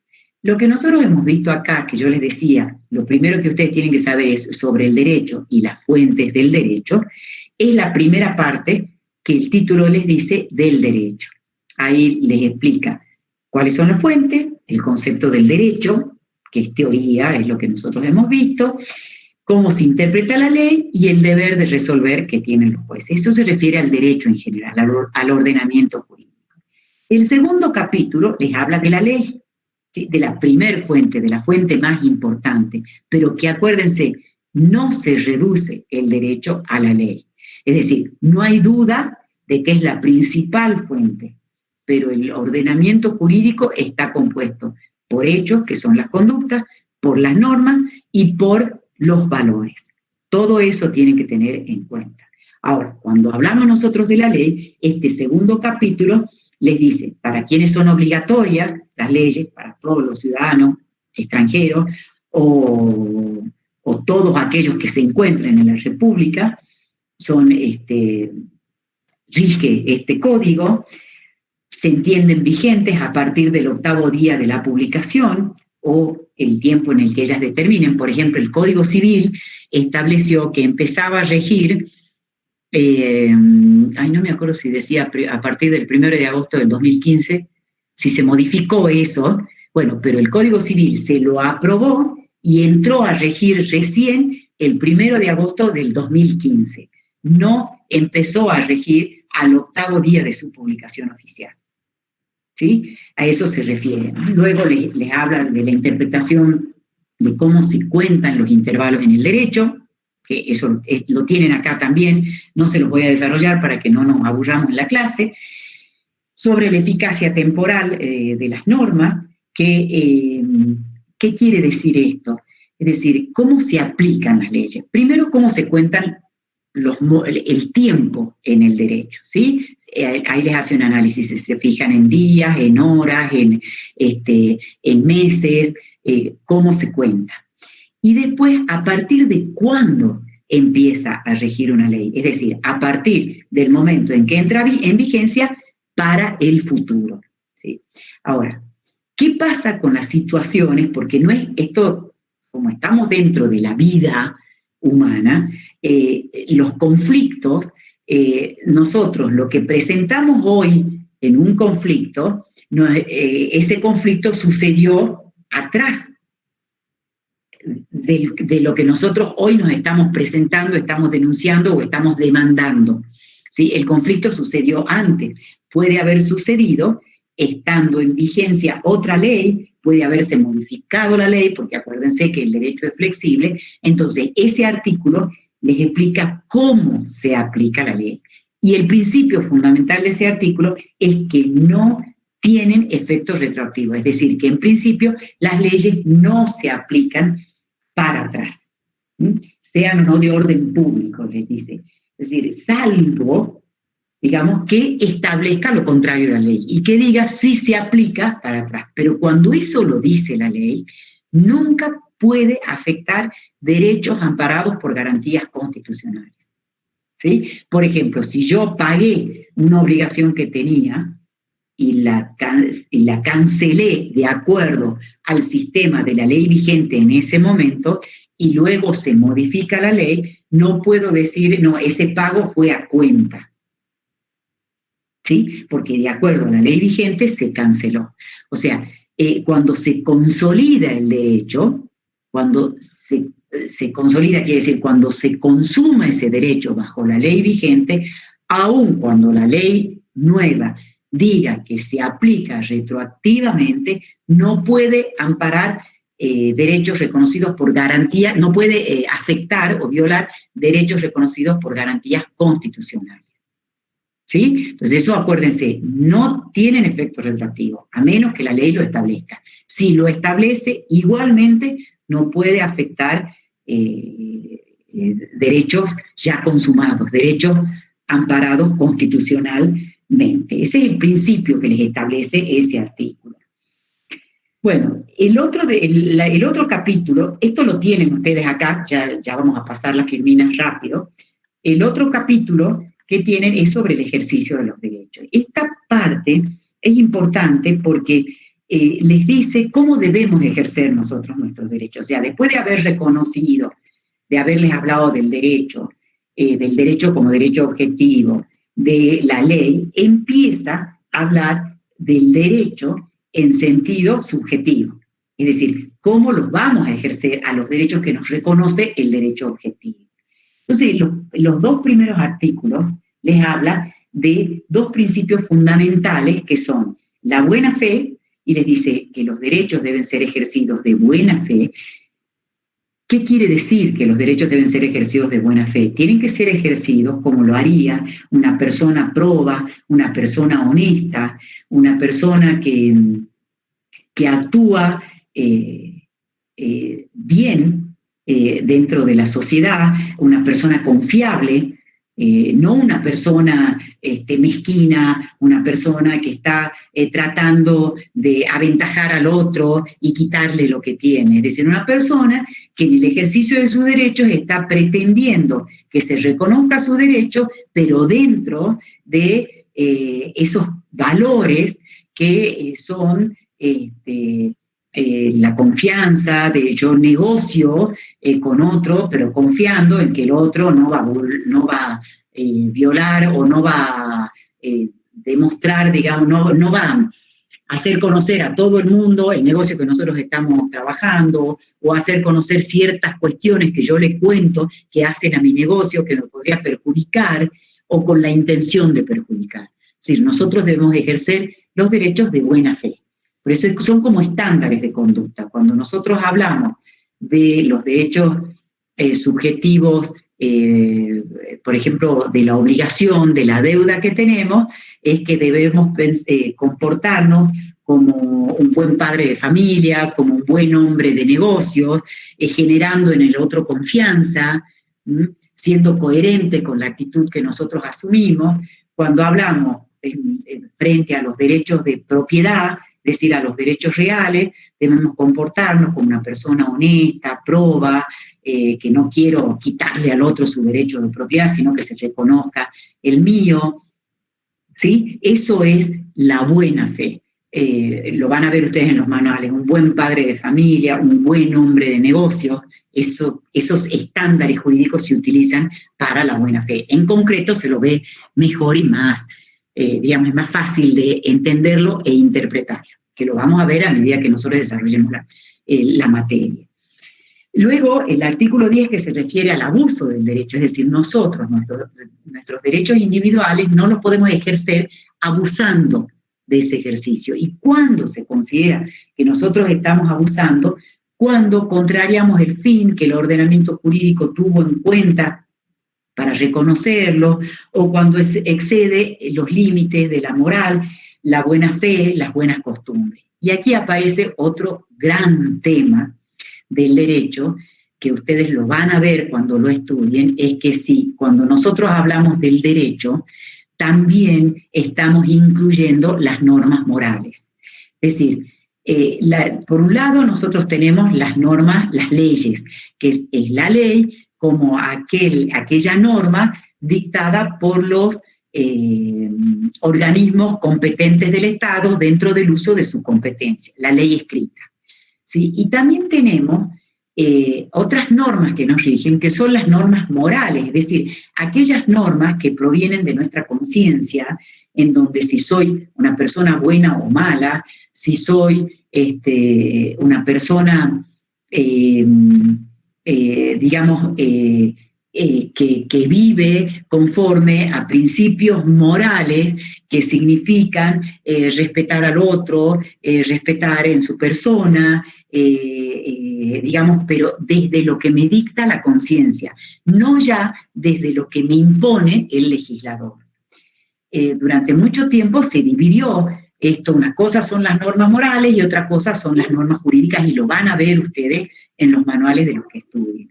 Sin embargo, y siempre también se dijo, hay mucha vinculación. Si bien hasta que se modificó el Código Civil, y si se quiere ya en el año 68, nuestro sistema jurídico privado estaba muy vinculado a la religión católica apostólica romana.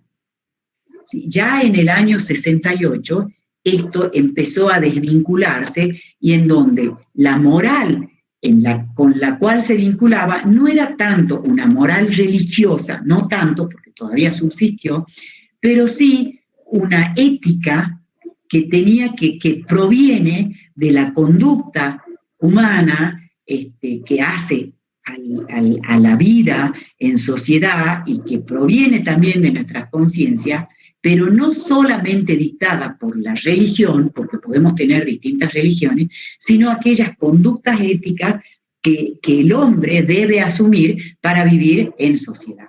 Es decir, en ese sentido se utiliza hoy la palabra moral. Entonces, ¿hasta qué punto está desvinculada? En realidad no está tan desvinculada. Yo no voy a poder pretender imponer mi moral religiosa, por ejemplo, en la que yo considero que, un tema fundamental que lo hemos visto ahora, en el aborto, por ejemplo, es muy respetable la gente que porque tiene una moral religiosa, católica, apostólica, romana, considera que el aborto no está bien y que el aborto legal no está bien, es respetable.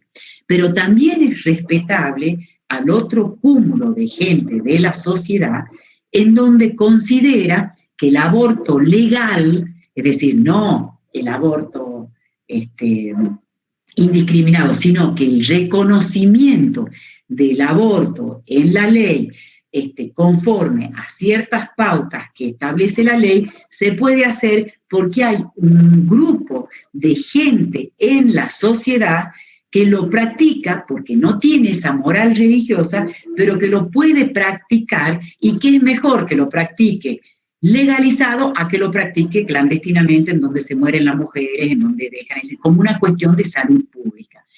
Son tan respetables una opinión como la otra, pero el Estado, la ley, el ordenamiento jurídico, como es plural, como abarca diferentes culturas y diferentes morales, tiene que abarcar ese abanico.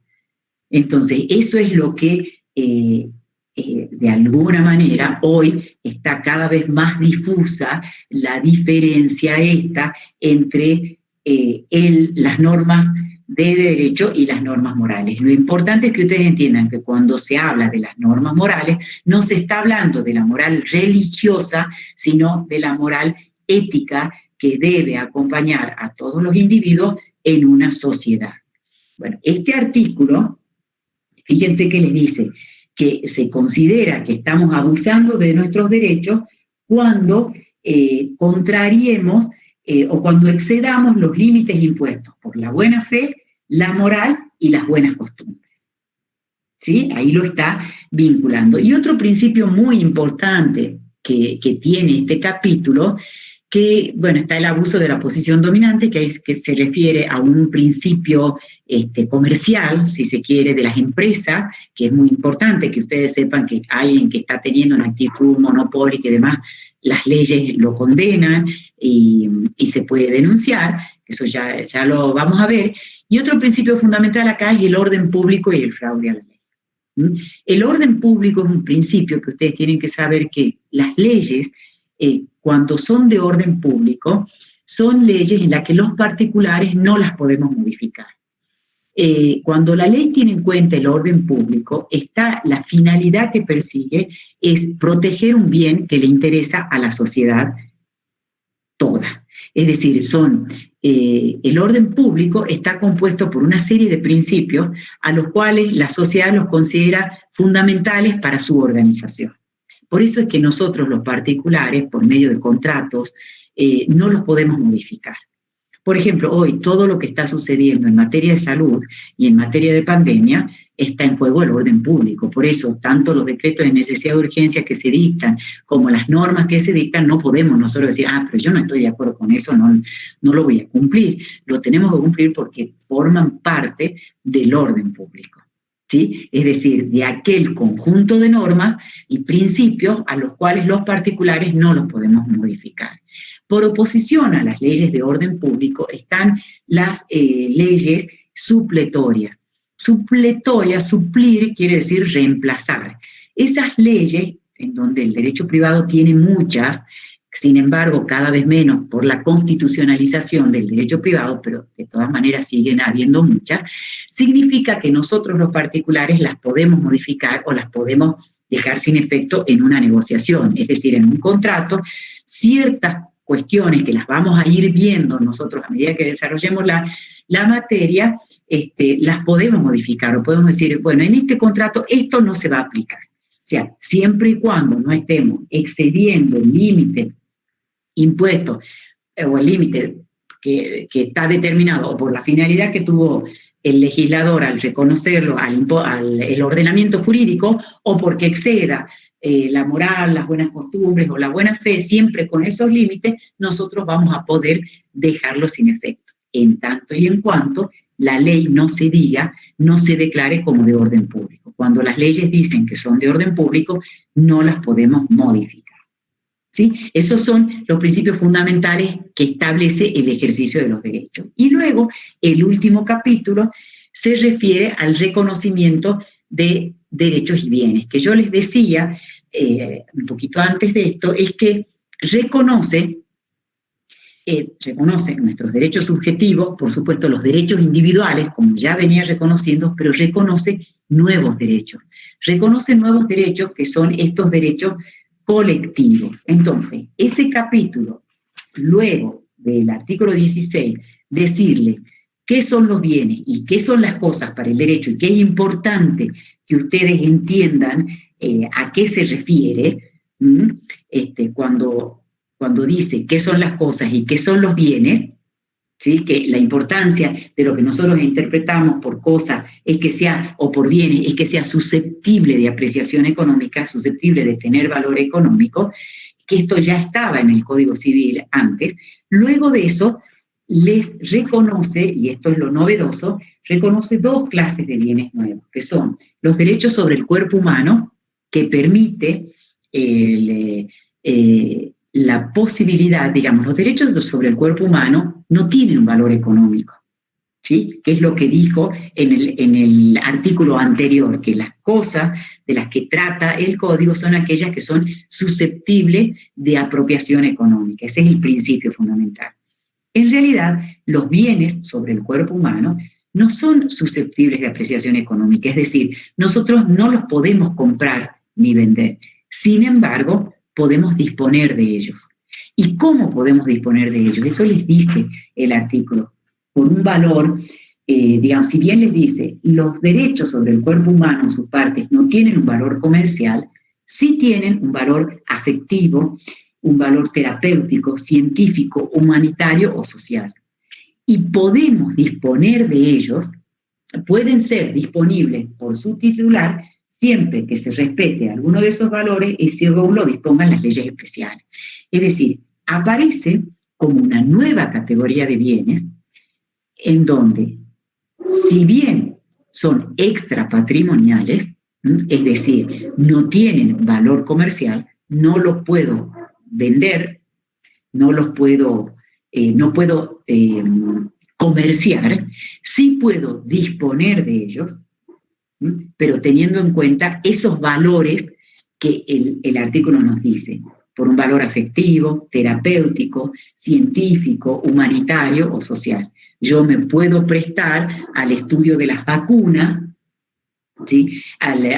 Como mucha gente lo hizo, en donde se sometió a que les probaran las vacunas para ver cómo funcionaban para el control y la inmunización o el control de los síntomas graves del coronavirus. Es decir, yo puedo donar un órgano mío a un familiar, siempre y cuando no sea la donación de que yo estoy viva, le voy a donar el corazón y me muero. Ese es el límite. Es decir, pero sí, antes de morirme, digamos, antes de que se produzca, yo puedo disponer que cuando me muera se donan esos bienes. En vida, yo voy a poder donar a aquellos, por ejemplo, como los riñones, porque tengo dos. Yo puedo quedarme viviendo con un solo riñón. Es decir, no pueden exceder el límite de la vida humana. Es decir, siempre en una cuestión razonable. Es decir, pero puedo disponer de ellos por razones, acuérdense, científicas, humanitarias, afectivas, terapéuticas, etcétera, que antes no se podía disponer. Eso ya lo vamos a ver cuando estudiemos los derechos personalísimos. Y el último artículo que reconoce también otra categoría nueva de bienes, que son el derecho de los pueblos originarios, que es la propiedad comunitaria indígena, que la reconoce en los términos reconocidos en la Constitución Nacional. El artículo 75, inciso 17 de la Constitución Nacional, reconoce la propiedad comunitaria de los pueblos indígenas.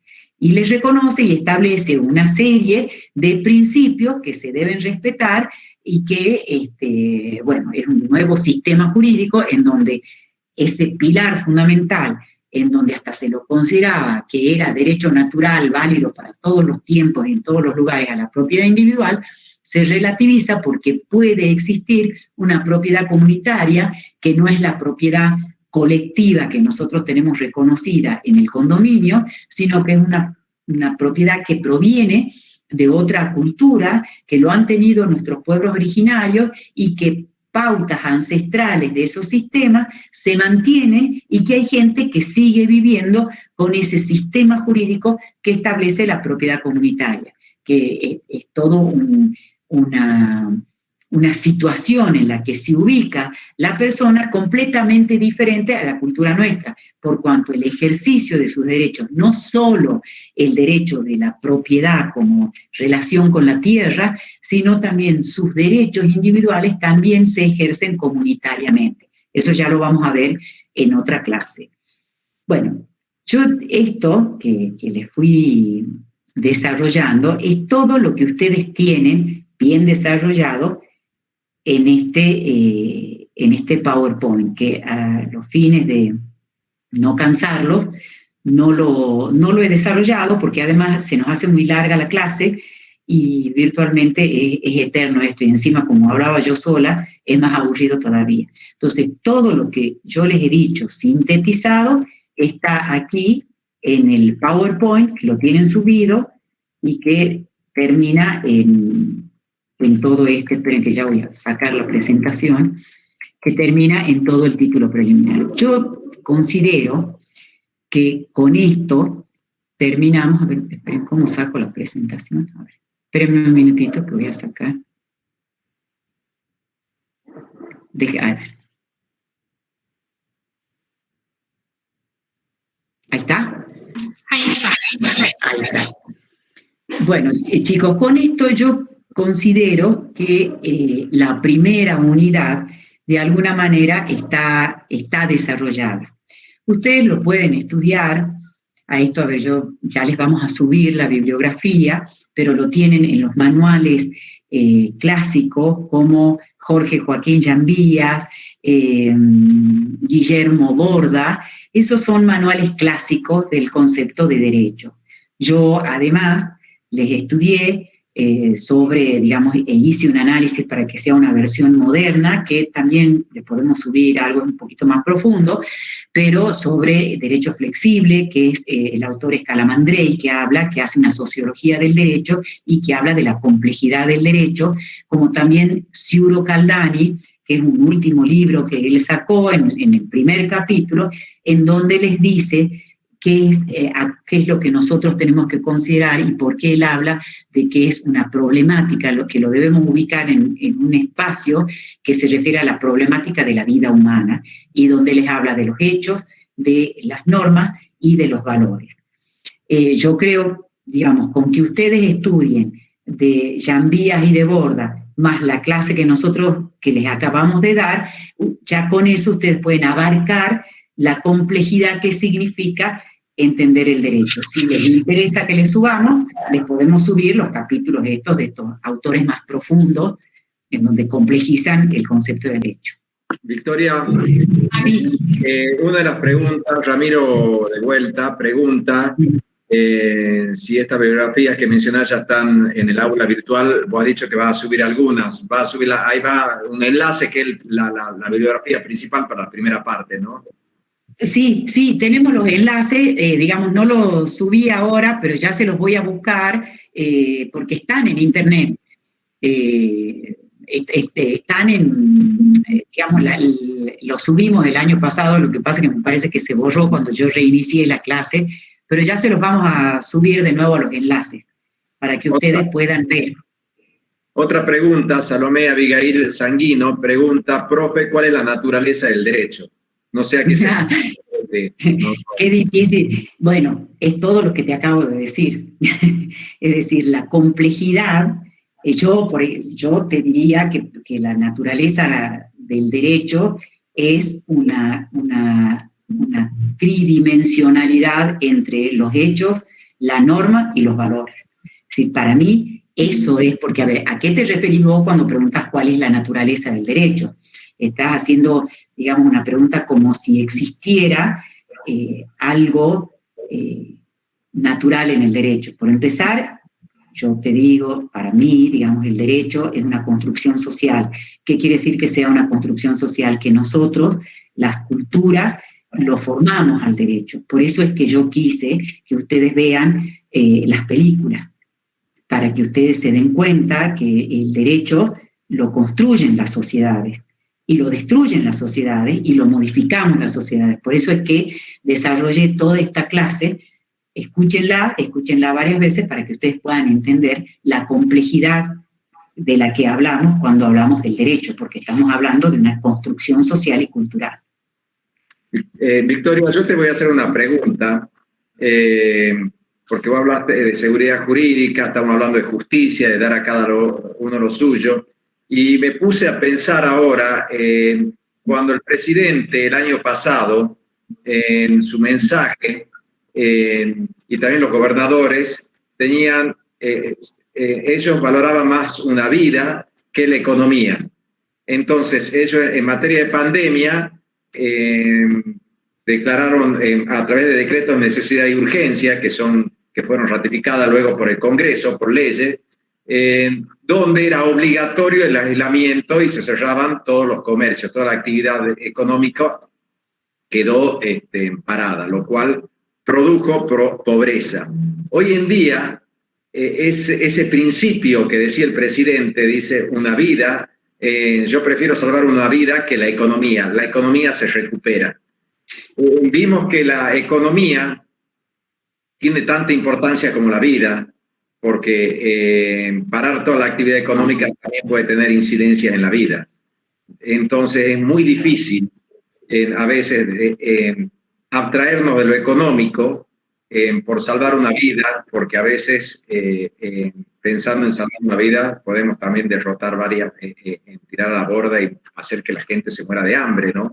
Entonces yo te pregunto, ¿cómo ves este paradigma que el presidente y toda la clase política tenía una posición y hoy vemos una posición contraria cuando tenemos la misma pandemia o más agresiva que el año pasado, ¿no? Bueno, buenísima la pregunta, Marco. A ver, es una opinión personal, por supuesto. Yo creo que esto es una muestra de la flexibilidad del derecho y de la flexibilidad de los valores que estamos teniendo en un contexto y en un momento determinado. Yo creo que si nosotros tenemos que poner entre juego qué vale más la vida que los intereses económicos, bueno, no hay duda que vamos a decir la vida de las personas. Es decir, en una primera idea y en una idea de alguna manera simplista, decimos, bueno, yo priorizo la vida a priorizar los intereses económicos. Sin embargo, a medida que nosotros hemos ido viviendo, nos demostró que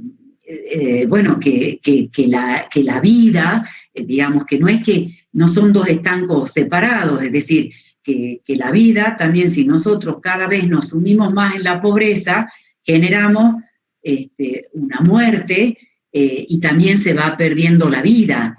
Entonces, eso nos demuestra la complejidad de resolver un conflicto frente a los intereses que están en juego y frente a los conflictos que nos pone la sociedad y la vida humana. Yo creo que hoy, digamos, que si bien estamos en una situación capaz que peor a la que estábamos el año pasado, yo creo que no es peor en este sentido. Hay todo un año en el que hemos vivido y hemos tenido experiencia, hay una tecnología que se desarrolló nueva, que son las vacunas, y hoy hay un grueso importante de la sociedad que está vacunada. Y está vacunada no solo las clases acomodadas e importantes, o importantes si se quiere, o las clases que organizan la sociedad, como los funcionarios, las clases medias, las clases altas, sino también, digamos, se está vacunando a las clases vulnerables. Bueno, yo creo que hoy, por ese efecto, hasta hoy, no sé cuánto tiempo seguiremos, porque ya hemos visto que Europa tuvo que cerrar y priorizar la vida a los intereses económicos, hasta hoy estamos pudiendo compatibilizar esos dos intereses tan importantes como son la vida y la salud de las personas con la actividad económica que ellos desarrollan y que nos permiten vivir. Es decir, fíjense la complejidad de lo que nosotros estamos poniendo en el nuevo orden social que tenemos, que todavía estamos ordenando qué es lo más adecuado, es decir, lo justo, cuál sería lo justo, qué es lo más adecuado al contexto actual en el que estamos viviendo. Jujuy todavía no está viviendo lo que está viviendo Buenos Aires. Ya hoy Buenos Aires está afectado, que hoy me decían, no, pero la saturación del sistema de salud no es por COVID, sino porque se están atendiendo a todas aquellas patologías y enfermedades que no se habían atendido durante la pandemia por el COVID. Y bueno, sí, pero es complejo también porque se está saturando el sistema de salud. No van a poder sacar esa gente que han operado hoy porque no tiene COVID e ingresar la gente que tiene COVID. Es decir, eso demuestra la complejidad del momento. Otra pregunta. Gisela Castro. Tengo dos preguntas. Te la hago. Está Gisela Castro y Ariel Chávez. Gisela nos pregunta, dice, a mí me quedó la duda, profe, sobre derecho positivo. ¿A qué se refiere? Porque usted dijo que era el derecho vigente del Estado. ¿Podría aclararme eso, profe? Es una. Y después, Ariel Chávez, profe, ¿podría dar algún ejemplo de abuso de derecho? Sí. El derecho positivo, yo les dije, que ya no me acuerdo si terminé la idea, es por oposición a derecho natural. Positivo quiere decir puesto en un lugar y en un momento determinado. Eso es el derecho positivo, que es lo mismo que el derecho vigente. El derecho vigente es el derecho que rige en un lugar y en un tiempo determinado. Puede suceder que el derecho positivo es un poquito más general que el derecho vigente. Puede suceder que alguien o que se considere que hay derecho positivo que sea no vigente.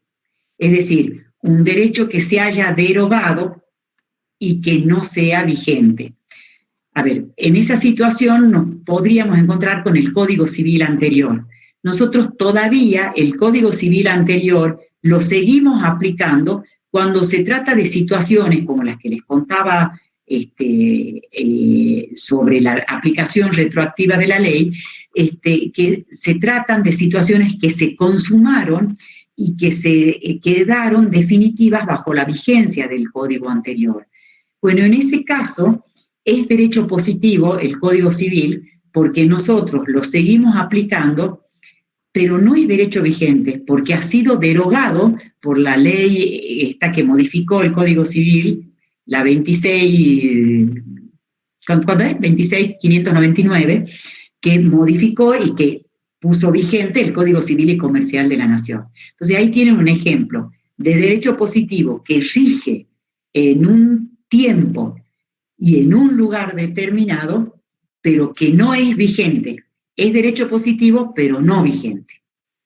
¿Sí? O sea, por lo general, el derecho positivo se podría decir que es lo mismo que el derecho vigente, salvo en estas situaciones como el Código Civil, que es un derecho positivo no vigente. Rige para aquellas situaciones que quedaron consumadas legalmente bajo la vigencia del Código Civil, pero hoy no está vigente. ¿Y cuál era la otra pregunta? Perdón, Marquitos, que no tenemos tanto. La otra pregunta, solicito un ejemplo de abuso de derecho y está relacionado a ello si la cuarentena que nos impuso el Estado privándonos de nuestra libertad constituiría un abuso de derecho, un abuso de poder. Un abuso de poder. A ver, un ejemplo de un ejercicio abusivo del derecho, como el que está viendo y que, el Código Civil y que tiene que ver con nuestro derecho privado, es cuando nosotros tenemos un derecho reconocido y lo ejercemos abusivamente. Por ejemplo, entre un acreedor y un deudor. A mí el Código Civil me reconoce el derecho a que yo, acreedor, no estoy obligado a recibir pagos parciales. A mí me tiene que pagar el deudor la totalidad de la deuda, o sea, tiene que cumplir con la obligación íntegramente. Supongamos que tenemos un caso en donde el deudor va cumpliendo parcialmente, me va pagando la deuda parcialmente, y yo, ejerzo abusivamente mi derecho a recibir íntegramente la deuda. Es decir, pretendo intereses mucho más altos que los intereses de plaza, por ejemplo, en el retardo de su deuda, en la forma de pagarme parcialmente. Entonces, en el cálculo de los intereses, yo pretendo que se fijen tasas mucho más altas que las del valor de plaza, porque considero que para mí ha sido mucho el daño, es decir, yo lo tengo reconocido al derecho, pero no tengo reconocido valerme de tasas usurarias, de tasas que exceden la moral, las buenas costumbres, el valor de plaza. ¿Me entienden? Entonces, una pretensión de intereses usurarios es un ejercicio abusivo del derecho. Lo que pasa es que en el caso concreto tenemos que ver cuando un interés es usurario, cuando el interés excede el valor de plaza, el valor del mercado. Y en cuanto a la pregunta sobre si fue un exceso de poder lo del Estado, bueno, lo que pasa es que se reguló de alguna manera sin saber frente a qué estábamos, ¿no? Tal vez se excedió, sobre todo, fundamentalmente,